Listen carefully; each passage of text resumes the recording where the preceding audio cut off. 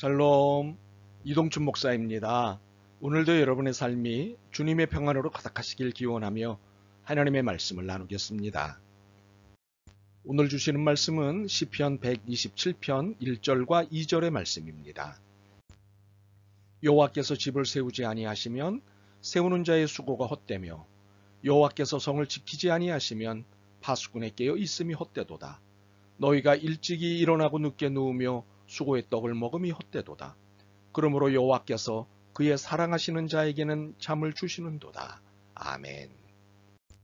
시편 127편 1절과 2절 말씀을 본문으로 성실과 경건이라는 제목으로 말씀을 나누도록 하겠습니다. 어려움이 없는 인생이 있을까요? 없습니다. 내용과 평가는 달라도 저마다의 어려움이 있습니다. 이를 이겨내기 위해 기도하며 수고하시는 여러분 모두에게 믿음의 응원을 보냅니다. 어려움에 대한 우리의 궁금증은 이것입니다. 이것에 대한 하나님의 말씀은 무엇일까 하는 것입니다. 여러 의견이 있을 것입니다. 그 중에 심판론이 가장 일반적일 것입니다. 이 의견에 아니다고 말하기는 쉽지 않습니다. 그러나 성급한 결론은 우매함이 될 가능성이 높습니다. 그러므로 오히려 결론보다는 겸손이 필요합니다. 시편 127편 1절 2절을 이해하는 것이 필요하고 중요합니다. 여호와께서 집을 세우지 아니하시면 세우는 자의 수고가 헛되며 여호와께서 성을 지키지 아니하시면 파수꾼의 깨어 있음이 헛되도다. 너희가 일찍이 일어나고 늦게 누우며 수고의 떡을 먹음이 헛되도다. 그러므로 여호와께서 사랑하시는 자에게는 잠을 주시는도다. 이 말씀은 우리에게 수고의 한계를 말씀하고 있습니다. 아무리 힘을 들이고 애를 써도 안 되는 것이 있다는 것입니다. 물론 수고가 불필요하다고 말씀하는 것이 아닙니다.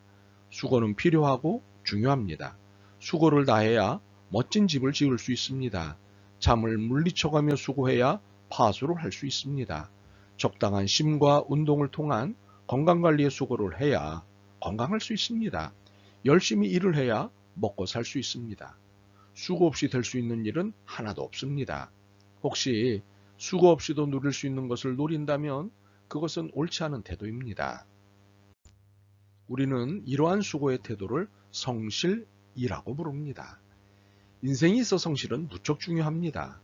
우리가 사람을 볼 때 그가 성실한 사람이냐를 먼저 봐야 합니다. 물론 실력을 우선적으로 보기도 합니다. 그러나 실력이라는 것은 가변적이고 상황적입니다. 언제든지 불필요해질 수 있기 때문입니다. 반면에 성실은 불변적입니다.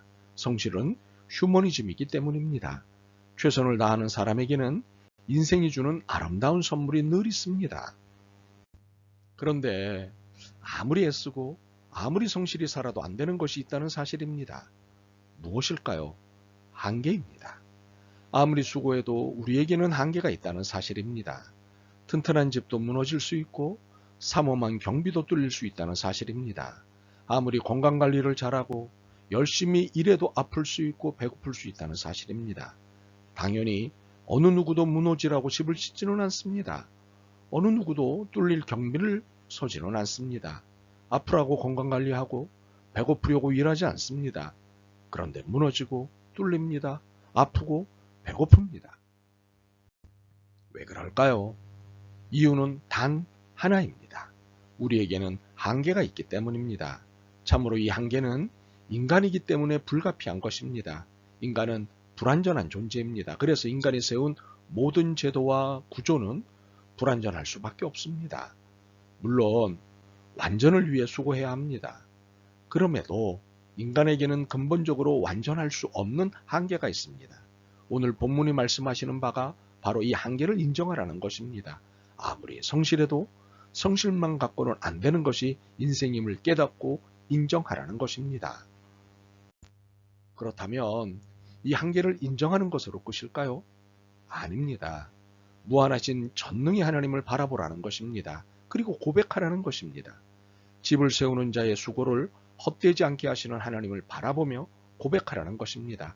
밤새 파수하는 자의 수고를 헛되게 하지 않으실 하나님을 바라보며 고백하라는 것입니다.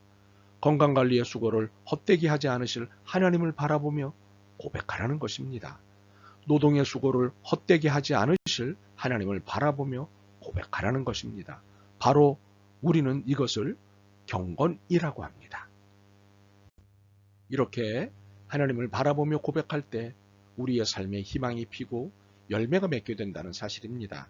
그러므로 여호와께서 그의 사랑하시는 자에게는 잠을 주시는도다.